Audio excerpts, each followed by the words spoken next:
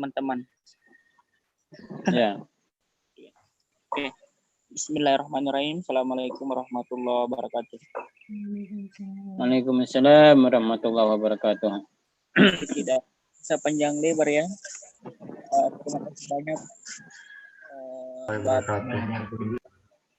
Oka yang telah memberikan kesempatan kepada kelompok 1. Ada beberapa nama dari kelompok 1, ada Mas Sarkasi, Irma, kita, Pak Ferdi, sama Ibu Rani, dan saya sendiri Suwardi.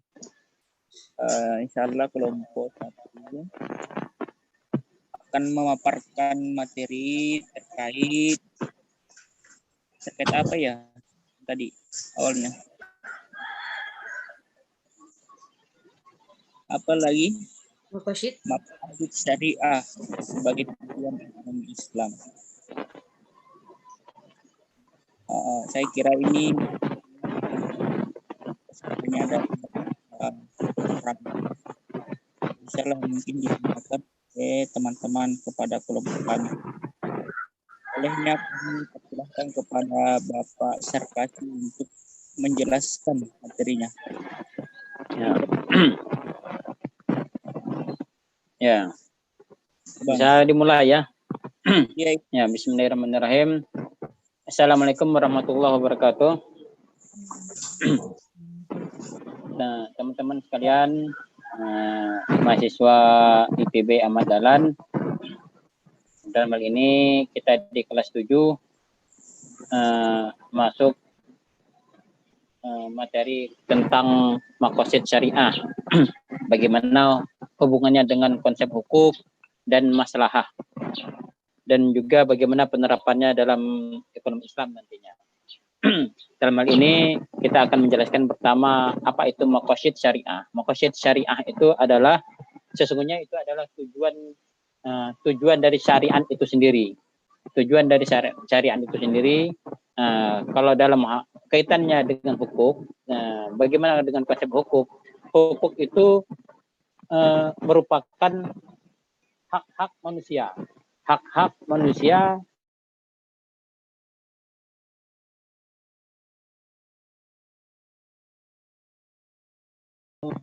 tujuan Allah mensyariatkan ini bagi manusia. Nah, kemudian di sana akan ada kemaslahatan. Nah, hukuk di slide ini dikatakan hukuk, kata hukuk itu merupakan jamak dari kata hak yang berarti kebenaran. Kebenaran nyata, kepastian, al-tubud, hak manusia, tuntutan, an-nasib, wal haz, kewajiban dan tanggung jawab atau al-wujud al-mas'uliyah. Nah, jadi di situ jelas sekali sebenarnya bagaimana kita itu tuh dalam rangka maqasid syariah itu dalam rangka memenuhi kewajiban, menunaikan kewajiban kita dan tanggung jawab kita sebagai manusia. Tentu kita punya kewajiban kepada Allah Subhanahu wa taala sebagaimana kita dalam aspek hablum minallah, yaitu kita beriman kepada Allah, kemudian kita beribadah kepada Allah. Dua aspek, yaitu beriman, kita bagaimana mentauhidkan Allah, bagaimana kita mengesahkan Allah, dan yang kedua bagaimana kita beribadah kepada Allah. Maka di situ ada tuntunannya. Tuntunannya inilah kemudian masuk ke dalam maqasid syariah. Misalnya kita untuk perkara ibadah, kita itu tidak harus tahu apa sih tujuan Allah memerintahkan ini. Ya, untuk ibadah seperti itu saja cukup sebenarnya. Misalnya para sahabat tidak perlu tahu untuk apa, kenapa ruku itu tuh sekali dalam sholat tapi sujudnya 2 kali dalam setiap rakaatnya. Itu sudah cukup. Kita kewajibannya menunaikannya. Inilah cara kita menyembah Allah. Kemudian Allah membatasi dalam hal perkara kesyirikan, itu kita tidak boleh berbuat syirik. Dalam hal ibadah kita tidak boleh menambah-nambah dalam ibadah, misalnya seperti itu. Kemudian terkait itu hukuk tadi itu, hak-hak bagaimana kita menunaikan dan menunaikan kewajiban kita dan bagaimana kita mempertanggungjawabkan diri kita, bagaimana kita memenuhi hak-hak manusia atau hak-hak diri kita dan lain sebagainya. Kemudian ada maqasid syariah di sini. Maqasid syariah terdiri dari dua kata, maqasid dan syariah. Maqasid berarti tujuan. Ini arti katanya tujuan, sedangkan syariah artinya jalan. Kemaslahatan menurut Ibnu Asyur mendefinisikan masalah dan manfaat yang bersifat terus-menerus baik untuk orang banyak ataupun individu. Jadi disinilah sebenarnya pentingnya maqasid syariah dalam hal kita pemenuhan konsep-konsep pemenuhan hukum atau konsep-konsep pemenuhan hak dan kewajiban untuk mendatangkan kemaslahatan. Apapun yang datangnya dari Allah, apapun yang diperintahkan Allah, itu adalah kebaikan untuk kita. Itu harus persepsi yang pertama kali harus kita terima, harus kita bangun. Kemudian yang kedua, apa-apa yang Allah larang kepada kita, itu adalah keburukan kepada kita. Walaupun bisa jadi kita melihatnya kebaikan. Walaupun kita melihatnya kebaikan, misalnya, dalam Islam itu tuh ada kewajiban kita mengeluarkan harta, berupa zakat dalam hal yang wajib, misalnya kan. Maka kita tidak melihat mengeluarkan harta itu mengurangi harta kita. Tapi inilah harta orang lain, harta umat, itu yang berada pada diri kita yang harus kita keluarkan. Karena ini perintah Allah. Seperti itu. Maka kita tidak mengatakan bahwa mengeluarkan zakat itu keburukan. Tidak. Walaupun mengurangi harta kita secara fakta, tapi itu adalah kebaikan. Begitu juga misalnya Allah melarang riba. Allah melarang misalnya transaksi ribawi, kholwat, ikhtilat, misalnya kan. Itu adalah kebaikan bagi kita. Bukan berarti kita tidak bergaul bebas dengan perempuan, laki-laki perempuan bergaul bebas itu adalah keburukan. Tidak. Itu hanya kesenangan menipu. Maka kita harus berpikir positif terhadap kemaslahatan yang Allah berikan kepada kita, walaupun bisa jadi secara umum masyarakat melihatnya keburukan, misalnya seperti itu. Next, konsep maqasid syariah dan pencapaian maslahah. Nah, ini konsep maqasid syariah. Dalam Islam itu Allah kita itu tuh memahami Islam itu tuh bisa terbagi dua. Kalau kita mau bagi dua, itu ada ibadah ruhiyah. Ibadah ruhiyah ini hubungan kita kepada Allah, murni hubungan kita pada Allah. Yang kedua, ibadah syasah. Ibadah syasah bagaimana kita ini berhubungan dengan masyarakat yang lain. Atau misalnya kita bagi dalam 3 aspek. Bisa dibagi dalam 3 aspek. Apa tuh? Ada hablum minallah, hubungan kita pada Allah, perkara akidah dan ibadah. Kemudian ada hablum binafsi, hubungan manusia dengan dirinya sendiri. Itu terdiri dari 4 perkara. Bagaimana kita makan makanan yang halal, minum-minum yang halal. Tidak hanya makan minumnya saja yang halal. Zatnya, tidak hanya zatnya yang halal. Tapi bagaimana kita mendapatkan pun harus halal. Misalnya ayam. Ayam itu hukum asalnya halal. Tapi kalau kita mencuri, maka haram. Oke, kita punya ayam kita sendiri. Tapi tidak hanya sebatas itu. Cara pengolahannya pun itu harus halal. Harus dipotong, disembelih atas nama Allah dengan cara yang baik. Memutuskan dengan syarat-syarat tertentu seperti itu. Nah, itu dalam Islam. Syarat ketentuan berlaku. Inilah maqasid syariah. Kemudian untuk mencapai masalahnya kita harus sesuai dengan tuntutan dalam terhadap diri sendiri itu ada aspek bagaimana kita berpakaian, wajib menutup aurat, misalnya kan seperti itu. Kita tidak mengatakan menutup aurat itu tuh membelenggu kita, tidak.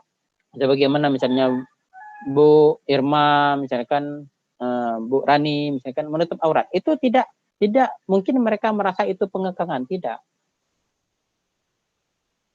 Kajian bahasa Arab, mengajar bahasa Arab dan lain-lain. Begitu juga aspek ketiga akhlak, adab-adab. Islam itu mengatur bagaimana keluar masuk WC. Masuk toilet aja diajarkan. Bagaimana kita tidur, misalnya kan, bagaimana kita terhadap orang tua, bagaimana kita, yang lain-lain banyak sekali adab-adab dalam Islam. Akhlak kita dalam Islam. Sampai hubungan manusia dengan manusia yang lainnya. Nah, iya, gitu. Nah, bagaimana dalam Islam itu, saya lanjutkan, bagaimana dalam Islam itu ada mengatur hubungan manusia dengan manusia yang lain, misalnya bidang pendidikan, kemudian misalnya bidang sosial, budaya, kemudian bidang ekonomi, pergaulan, pernikahan, pemerintahan, politik, itu semuanya diatur oleh Islam. Allah telah menjadikan Islam itu tuh adalah agama yang sempurna, mengatur seluruh aspek kehidupan. Bagaimana Allah Subhanahu wa taala berfirman, "A'udzubillahi minasyaitonir rajim. Ya ayyuhalladzina amanu dukhulu fis-silmi kaffah." Hai orang yang beriman, masuklah kalian ke dalam Islam itu secara keseluruhan. Kita berislam secara keseluruhan kalau Islam itu belum menyeluruh, seperti itu. Nah, kemudian ini next ya, slide-nya. Nah, kenapa yang hilang gitu ya? Mungkin diedit nanti ya videonya ya. Bantu edit ya. Saya lanjut ya. Nah, tokoh-tokoh utama prakodifikasi itu seperti Abu Bakar As-Siddiq, Umar bin Khattab, Utsman bin Affan, Ali bin Abi Thalib karamallahu wajhah, yang diawali oleh Nabi Muhammad SAW. Kemudian dilanjutkan oleh para tabi'in, tabi'un tabi'in, dan ulama-ulama setelahnya. Kemudian terkait dengan itu prakodifikasi. Kemudian muncul kodifikasi. Kodifikasi itu kemudian Imam Asy-Syafi'i membuat usul fikihnya dalam hal kodifikasinya. Kemudian begitu juga dengan imam-imam yang lain. Di situ disebutkan Imam Malik sebelum Imam Asy-Syafi'i. Kemudian ada Imam At-Tirmizi, Imam Al-Kabir, Imam Syaduk, Imam Al-Amiri, Imam Ibnu Hazm, Al-Juwaini, dan lain-lain. Seperti itu. Nah, inilah imam-imam yang melakukan kodifikasi Islam. Kemudian mereka berijtihad, kemudian dibukukan oleh mereka ataupun murid-murid mereka. Kemudian ada modifikasi. Kodifikasi syariat Islam itu dalam bahasa syariat itu biasanya misal kita sebut ada ulama mazhab Syafi'i, disebutlah Syafi'iyah. Orang yang menggunakan kodifikasi Imam Asy-Syafi'i itu disebutlah Syafi'iyah. Kemudian terjadi ijtihad baru seperti itu. Kemudian ada modifikasi, itulah oleh ulama-ulama Syafi'iyah, Hanabilah dari Imam Hambali, misalkan Hanafiyah dari Imam Hanafi, Malikiyah dari Imam Maliki, misalkan Imam Malik, dan lain-lain. Ini fase perkembangan teori maqasid syariah. Next.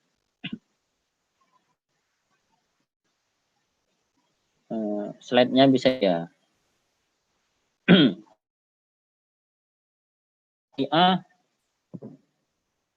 Udah lewat ya ini ya. Maqasid syariah juga dibagi menurut tingkat kepentingannya dalam kehidupan manusia yang terdiri dari 3 tingkatan. Ada daruriyah. Daruriyah ini bagaimana kita menunaikan kewajiban-kewajiban kita. Bagaimana kita menunaikan kewajiban-kewajiban kita seperti sholat, puasa, dan lain-lain kan seperti itu. Kewajiban kita menutup aurat. Hajiyah bagaimana kita itu melakukan kita itu tuh melakukan sebuah, kalau dalam bahasa kita sekarang itu tuh, kalau misalnya daruriyah itu tuh kebutuhan primer kita kepada Allah. Kemudian hajiyah, kebutuhan sekunder kita, itu amalan-amalan sunnah, akhlak, dan lain-lain. Kemudian ada tahsiniyah ini mubah. Dalam bahasa kita mudah memahaminya, itu perkara-perkara yang kita lakukan atau tidak kita lakukan itu tidak apa-apa. Ya, seperti itu. Kalau misalnya dalam hal pemenuhan ini dalam bahasa yang lain itu tuh misalnya seperti Imam An-Nabhani itu mengatakan bahwa kita itu tuh ada naluri gharizatul baqa, bagaimana kita memenuhi naluri mempertahankan diri kita. Ada gharizzatun nau, bagaimana kita melestarikan keturunan kita, tertarik dengan lawan jenis misalkan. Maka itu semua diatur oleh Islam. Kemudian ada gharizzatun tadayyun, bagaimana naluri beragama. Maka di situ Islam mengatur semua. Sebagaimana saya jelaskan sebelumnya, dalam 3 aspek, ada aspek hablum minallah, hablum binafsi, dan hablum minan nas. Ada perkara-perkara di situ tuh yang kewajiban bagi kewajiban dari Allah kepada kita. Kemudian ada lagi perkara-perkara yang di situ tuh yang sunnah-sunnah yang kita lakukan mendapat pahala, dorongan untuk kita mengerjakannya. Kemudian ada kita itu tuh dorongan untuk kita meninggalkannya, itu sunnah untuk meninggalkannya. Maka lawannya itu adalah makruh misalnya kan bila kita kerjakan. Ada perkara mubah yang bisa kita kerjakan atau tidak kita kerjakan, tidak ada implikasi hukum karena mubah-mubah saja, boleh dilakukan boleh tidak. Nah, disinilah ada daruriyah, hajiyah, tahsiniyah dalam bahasa di kitab atau buku pengantar ekonomi Islam. Next, lanjut. Nah, the ultimate goal, bingkai dalam pembangunan ekonomi Islam. Dalam Islam itu kan apalagi aspek ekonomi itu banyak namanya istilahnya kalau bahasa ulama itu fikih kontemporer. Banyak sekali perkara-perkara baru dalam Islam. Maka butuh hukum-hukum baru. Misalnya bagaimana kita jual beli online, bagaimana kita menggunakan uang elektronik. Nah, maka di sini pembangunan ekonomi Islam, bagaimana perdagangan saham, jual beli saat ini misalnya kan, bagaimana perdagangan luar negeri yang terus berkembang seperti hari ini. Mata uang yang berubah-ubah, yang dulu misalnya mata uang itu emas, hari ini sudah berubah. Termasuk dalam hal tarik ke ibadah, itu ada masalah ekonomi, misalnya bagaimana kita harus pakai uang dan lain-lain. Nah, kemudian sebagai sarana hubungan antara kandungan kehendak hukum Allah, hukum pencipta, dengan aspirasi yang manusiawi. Kita itu punya aspirasi. Tapi tidak semua aspirasi itu tuh sesuai kehendak Allah. Misalnya LGBT, pengen mengesahkannya. Dalam Islam dilarang misalnya kan seperti itu. Nah, inilah dalam hukum-hukum Islam itu diatur. Ada yang aspirasi itu dibolehkan, ada yang tidak dibolehkan, memang dilarang. Maka di sini disebut kita kembalikan ke usulnya, masalah mendasar. Apakah ini nih memang secara mendasar sudah dilarang? Misalnya seperti dalam perdagangan dilarang riba, misalnya kan. Kemudian dalam perdagangan itu masalah ekonomi dilarang mencampurkan dilarang mengikat satu akad dalam 2 transaksi misalnya kan seperti itu. Dilarang menggabungkan 2 transaksi dalam satu yang awalnya dalam satu perkara misalnya satu transaksi. Atau misalnya terjadi perbedaan pendapat bagaimana barang agunan, jaminan itu tuh apakah boleh menjadikan barang yang dibeli itu sebagai agunan atau tidak. Nah, ini kembali lagi dari ke masalah usulnya, awalnya bagaimana misalkan seperti itu. Termasuk hari ini misalnya di mazhab Syafi'i itu ada perbedaan apakah kepiting bakau, kepiting sungai itu, apakah itu halal atau haram? Apakah itu masuk binatang yang hidup di 2 alam? Secara usul tidak boleh. Kita mengkonsumsi binatang hidup di 2 alam. Kemudian apakah ketem, kalau kami di Bangka itu disebut ketem keramango nama. Nah, atau kepiting sungai. Itu apakah itu termasuk hidup di 2 alam? Apakah dia hanya bertahan lama di alam darat, sesungguhnya dia hewan air, atau memang dia itu bisa hidup di darat? Nah, ini kan terjadi memunculkan ada perbedaan pendapat di tengah-tengah kaum muslimin. Ada yang mau mengkonsumsi, ada yang tidak, misalkan. Nah, seperti itu. Nah, tapi di sinilah pentingnya maqasid syariah, kemudian kita merujuk kepada pendapat imam yang mana. Kalau kita belajar di mata kuliah yang satunya yaitu usul fikih, nah di sinilah bagaimana kita itu tuh ikut pendapat, bagaimana kita itu misalnya kita sebagai muqallid, kita yang tidak bisa memahami Islam, kita ikut pendapat saja. Kalau kita sampai tingkat mujtahid, sebagaimana Imam Syafi'i, Hanafi, Hambali, mereka bisa dengan pendapat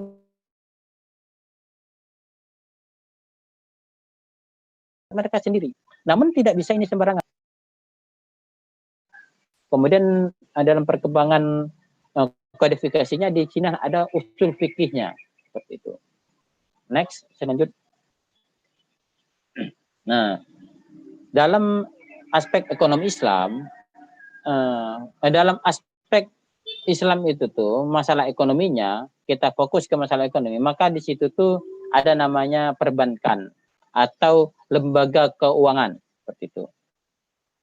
Inilah penerapan maqasid syariah dalam aktivitas ekonomi Islam hari ini. Ada perbankan, kemudian bagaimana memasarkan produk-produk hari ini bisa online antar negara, kemudian perdagangan antar negara itu tuh ternyata ada yang langsung misalnya sekarang ini melalui media-media online, jaga keuangan lainnya, kemudian terkait dengan upah, kemudian ada indeks pembangunan manusia, kemudian politik ekonomi bagaimana politik ekonomi itu mengatur misalnya ekspor impor dan lain-lain, kan itu aspek ekonomi. Next. Nah, udah selesai. Terima kasih. Wassalamualaikum warahmatullahi wabarakatuh. Kembali ke moderator atau hostnya. Waalaikumsalam warahmatullahi wabarakatuh. Itulah tadi pemaparan materi dari kelompok 1. Kemudian kepada peserta pasca ITB, jika sekiranya mungkin ada beberapa yang masih ditambahkan, mungkin silahkan ditambahkan. Kira-kira begitu ya, Ferry.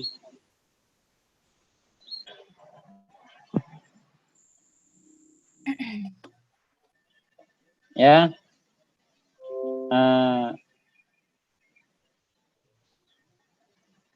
Kita closing statement ya. Dari kelompok 1 terkait dengan maqasid syariah dan perannya dalam bidang ekonomi. Nah, secara mendasar Islam itu tuh berdiri dalam kita sebagai manusia, sebagai kaum muslimin, kita itu tuh berdiri dalam standar halal dan haram, pahala dan dosa. Maka dalam hal ini kita berekonomi di mana Islam itu sudah mengatur agama ini secara sempurna, termasuk di bidang ekonomi, maka kita itu harus menstandarkan bahwa yang kita lakukan ini berpahala atau mendapatkan dosa. Ketika itu benar sesuai syariat, maka implikasinya kita akan mendapatkan pahala yang dijanjikan surga di sana. Kemudian ketika kita berbuat zolim, kita melanggar hukum syara, kita terlibat riba dan lain sebagainya, maka implikasinya kita berdosa. Maka ada ancaman di sana yaitu berupa neraka. Maka disinilah kita perlu mempelajari ekonomi syariah sebagaimana di dalam kitab itu, dalam buku itu dijelaskan, diberikan contoh sebagaimana Sayyidina Umar bin Khattab di pasar yang menegur pedagang yang tidak mengetahui ilmu tentang perdagangan. Maka ditegur oleh Umar bin Khattab, bahkan diancam untuk tidak boleh berdagang di pasar tersebut karena tidak mengetahuinya. Maka untuk kita itu berdagang, untuk kita beraktivitas termasuk ekonomi di sini, itu tuh harus mengetahui ilmunya sehingga kita tidak melanggar hukum Islam, sehingga yang kita kejar itu adalah pahala, bukan hanya sekedar untung dan rugi. Mungkin ini closing statement dari saya sebagai pemateri mewakili kelompok 1. Lebih kurang mohon maaf kepada teman-teman, mohon maaf ya kalau ada kekurangan. Kemudian terima kasih juga kepada Pak dosen kita, Pak Oka. Wassalamualaikum warahmatullahi wabarakatuh. Kembali ke hostnya. Waalaikumsalam warahmatullahi wabarakatuh.